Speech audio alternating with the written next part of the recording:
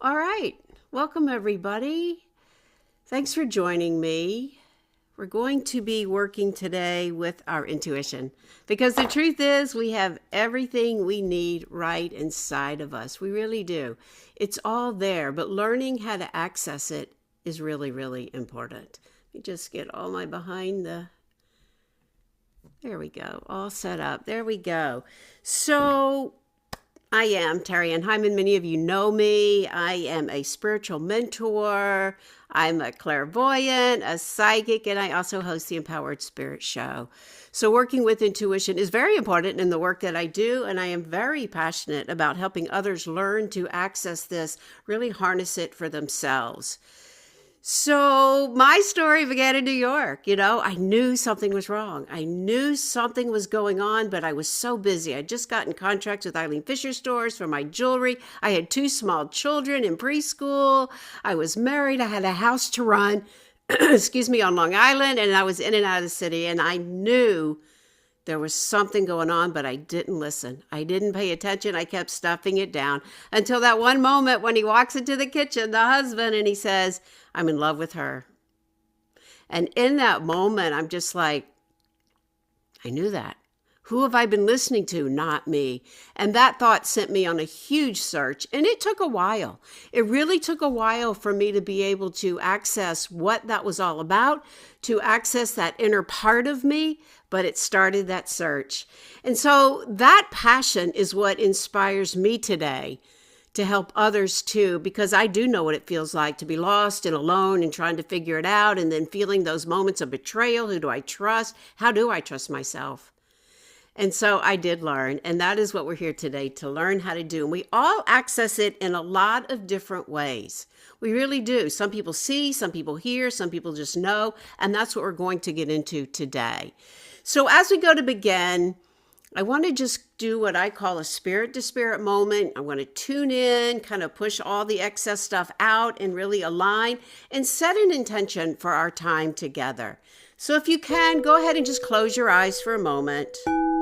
Take a nice deep inhale, breathing up the body. And as you exhale, call all your energy into you. Call it in.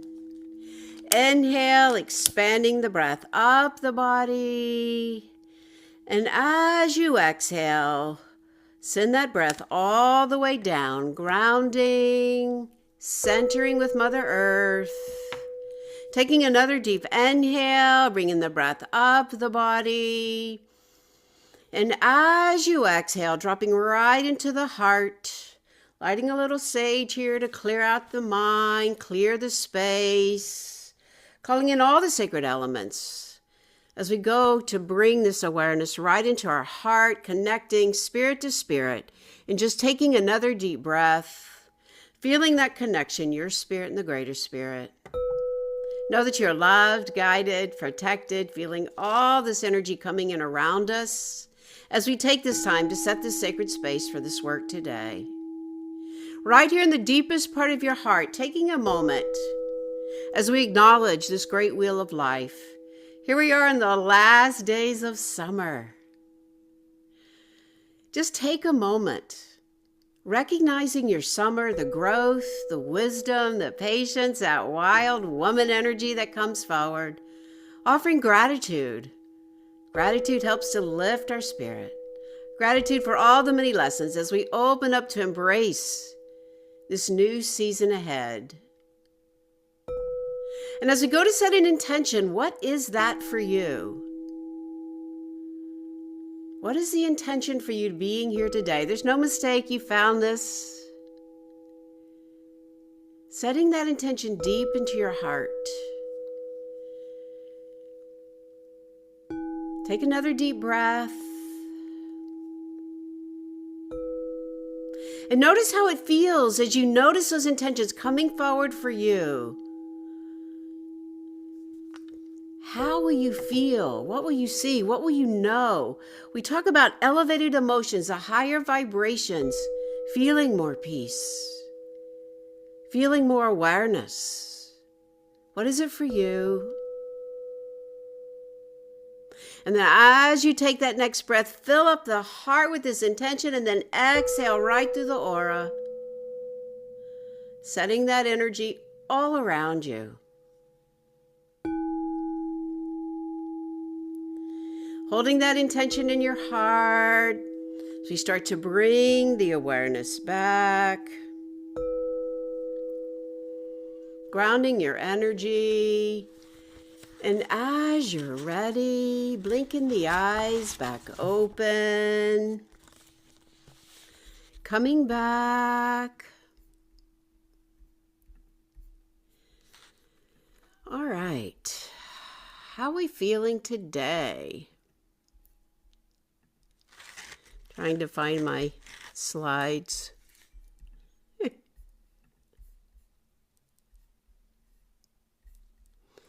So when we work with intuition, here we go. All right, sorry about that.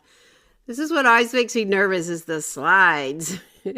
When we work with intuition, and what we're going to uncover today is ways in which you can really discover your intuitive language. So 1, we're going to uncover that language. 2, we're going to connect with the inner wisdom. And 3, we're going to talk about how you can trust that guidance for you. So if you follow along and you participate and you practice, that's the key, is practicing, putting time and intention into your intuitive development. It's like any other muscle, like playing a piano. We do need to practice. We need to notice those hits. We need to jot them down. In fact, at the last of your workbook, you have a little page here where you can put those intuitive hits, because part of what we need to do is to confirm those intuitive hits for you. All right, let me try and share this again. Here we go. There we go. All right, so what is your intuitive language? Do you know what that is? Do you know when you walk into a room, how do you process energy? Do you know how to connect with it? And where is that trust? Just like I was talking about for me, like I knew something was there, but I couldn't trust it. So we start with the question of what is intuition? There are many definitions, but the one I kind of like to use and updated here and there, but intuition is your inner guidance system, a form of knowing that bypasses logical reasoning. And it's that wisdom that emerges from your subconscious mind. I also like to talk about the higher self, spiritual connection, providing insight beyond what your rational mind can access. Here's a nice little quote. It's the whisper of your soul. It's those pings. It's those butterflies even. Sometimes we take those butterflies as fears, but yet there's our intuition speaking. Gut feelings. I know in the corporate world, they talk more about gut feeling. It's more acceptable than intuition. But it is the same thing. So what is it for you? How are you going to notice it? Is it that physical sensation that you feel? Do you see? Do you get visuals? Do you find signs? Do you get feathers? Do you see numbers? What about those synchronicities? I know as I've talked about some of the emails I've sent out about how I found my house. How strange that my initials were on a little piece of art in the bathroom, the master bathroom. And I didn't notice it when I was there, but I was looking through my pictures and it jumped right at me. Those are clairvoyant signs, seeing. What about that knowing? Like I knew I was supposed to go see this house, but the logical mind's like, it's too big, But then I stood on that huge rock outside my house and I just took a moment. Like, okay, I'll go see it. Right? It may not have made sense, but that's it. That's what we want to follow. That's beyond what your rational mind is. It's also those creative inspirations, the aha moments. Oh, I get it. And sometimes we even hear, go here, go there. So what is it for you? Do you recognize that? So let's start with those basics. All right, I believe it's page 2, page 3 in the workbook. What is it for you? What are those first impressions? What are those reoccurring thoughts? What is that sense when you walk into a room? Most of the time, people don't want to trust it because they think that they're wrong. They think that no, not that, no, not that. And so right away, we talk ourselves out of it. But really what we want to do is start to uncover. And I will say intuition comes pretty quickly. So sometimes when we go into these meditations, or we're going to do a little practice, you're going to think like you're going to hear the message or see the message or sense the message. Like, no, it's got to be bigger than that. And so then we push it away. And so you miss that intuitive message because you're looking for a bigger message, or it has to be grandiose. I've had that happen a lot of time when really that simple message is right there. It keeps coming back around, giving you those little nudges, and even you feel like, yeah, that feels good. So we have to get out of that part of the brain that talks us out of it. So we have more than 4 intuitive channels, but I do like to start with the 4 intuitive channels. This gives us a basis. So we have that physical sensation. This is when you walk into a room and you feel the energy. Oh, it feels good in here. Oh, I don't want to go in there. Oh, what's going on in here? But you feel it in the body. All right. And most empaths especially will notice this. That'll be our next topic, will be the empath energy. But most people have an idea of when they walk into a room, they're sensing it somehow. So for you, is it a physical sensation? We call this clairsentience. Now, sometimes we have that mental where you just know it. You just get it. You know it. It downloads right there. You can't explain it, but all of a sudden you've got all this information. That's what we call claircognizance. Lots of times we see this in the tech world too, where you just get the tech world. You know how to do it. You just know what it is. All right. That is claircognizance. Does that happen to you? Then we have the visual. Like we've talked about, we see mental images, colors, messages, numbers, even like bumper stickers, billboard signs. These things jump out at us. We don't have to see them, but we do. That's the beginning of clairvoyance. And then we hear. We receive messages through hearing. And maybe it's our voice. Maybe it's just a direction. Don't do that. Go hear. So we can have all of these for us. Now, which one is it for you? Just take a moment and just whatever you notice as I go through, what is it for you? And now think of a situation where you did have a very strong intuitive hit that proved correct. All right, maybe you knew not to go a certain way, or maybe you're like, yes, I'm going to take this job. And later it turned out to be true. It was accurate. So what was it that happened? Write that down.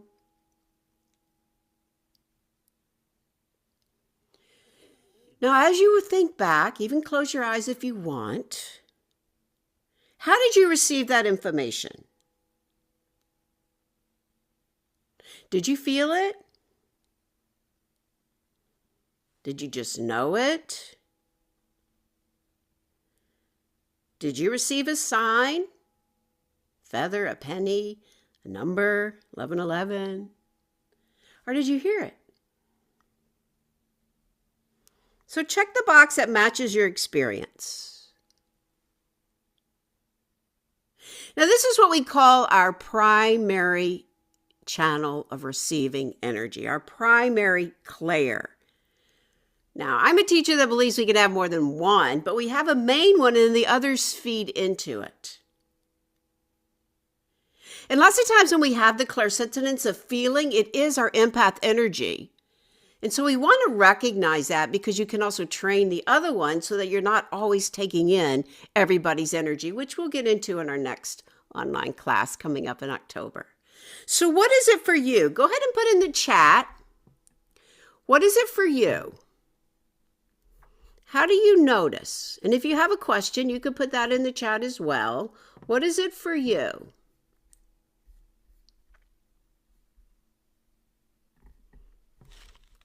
All right, claircognizance, a knowing. Good. Anybody else?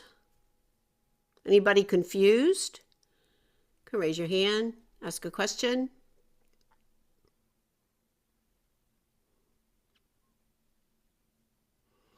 Maybe you can't think of something. Think about maybe like go back to school.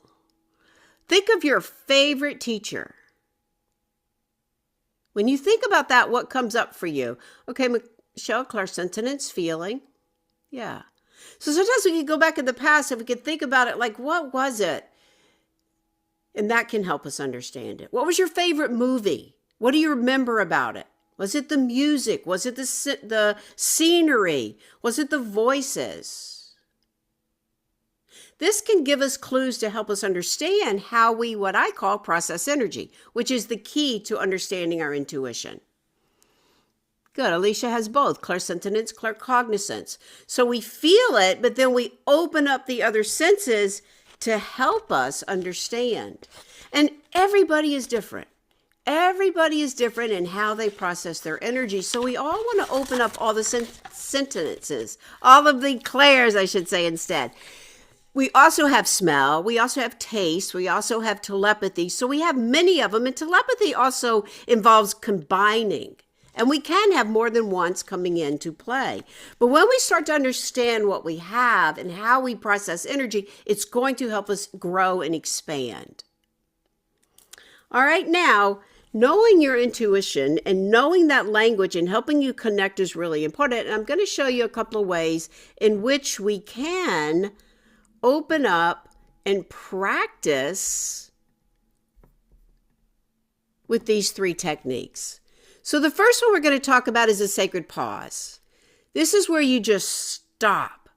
You create these these moments of gaps where just the mental just clear it out.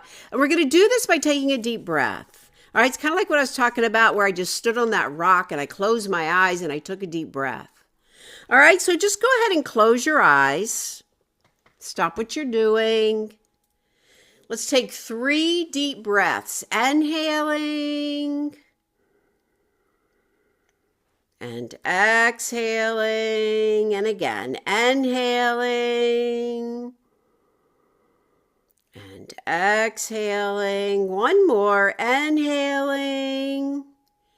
Now dropping back into the heart, ask a question. What are you trying to understand? You have a new choice to make. What is it for you? Ask that question. What is my next step? Do I need to change my job, my relationship? And then as you get quiet, listen for that first impulse of energy.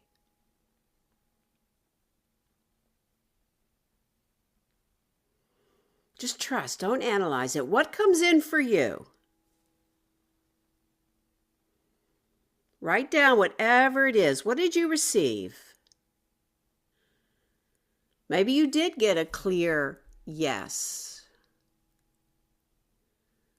a no.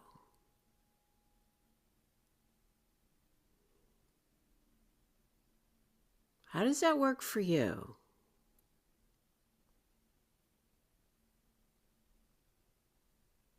Now, sometimes we can have a busy mind and maybe we need more than 3 breaths to get us there, but that's a really great way just to kind of clear it out, take a breath, recenter, ask the question, and then listen. So that's called the sacred pause. Now we also have another one. Maybe you can try the heart-brain coherence. I really like this one too because it creates coherence between your heart and your brain to access that deeper wisdom. Now, many times as you start to study with me, I'll start talking about the higher self and the heart. So we get out of the brain. But either way, if you're not familiar with the higher self, come into the ability to connect the heart. You go ahead and put your hand on your heart if you want. You can put your other hand on your third eye center. And we're going to do the same thing. We're going to take another deep breath. And you're going to bring that question forward, or perhaps you have another one. Maybe you go a little deeper, ask for more details. Take another breath. I like to use the phrase, show me what I need to know.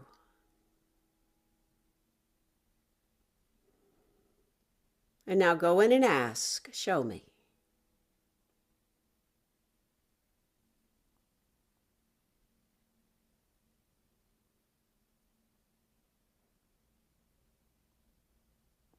Now notice if this one allows you to get more answers, allows you to tune in when we connect the heart and the brain, coherence. It does help us get out of the chatter. The chatter is what keeps us from understanding and trusting, right? Did that work for you? Which one do you like better? Let me know in the chat.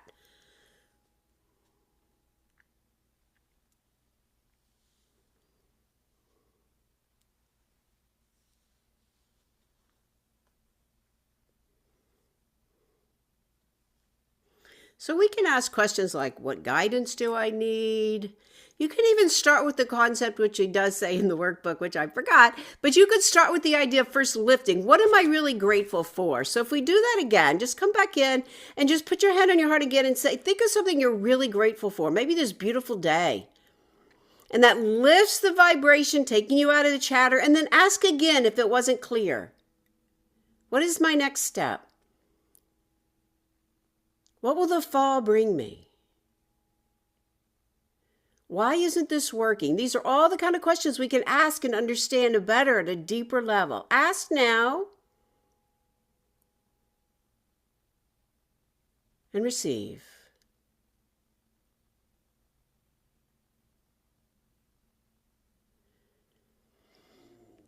Good.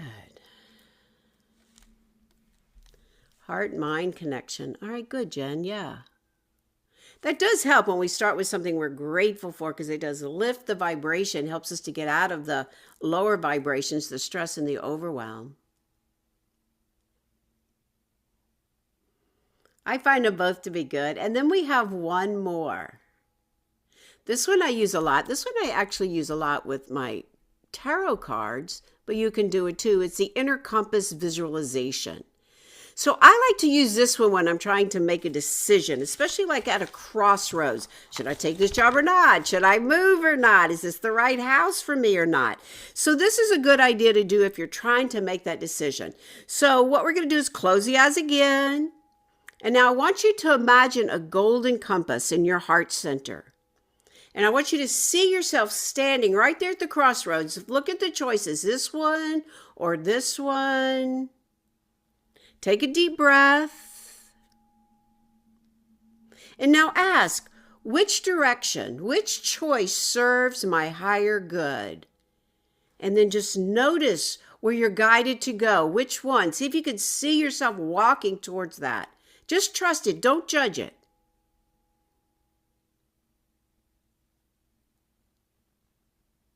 What do you notice? Even if it doesn't make sense, see, that's what talks us out of it. Like, what? That choice doesn't make sense, but yet your soul is taking us there. And all too often what happens is we talk ourselves out of it, we take the safe choice, and then we create all this dysfunction, all this unhappiness, even physical ailments, because we're taking a safe choice and we're not following the guidance of our soul. How is that for you? Personally, I think they're all really valuable and can be used in different situations. What do you notice? Were you able to uncover some information? Do you trust your guidance? Put trust in if you're trusting it.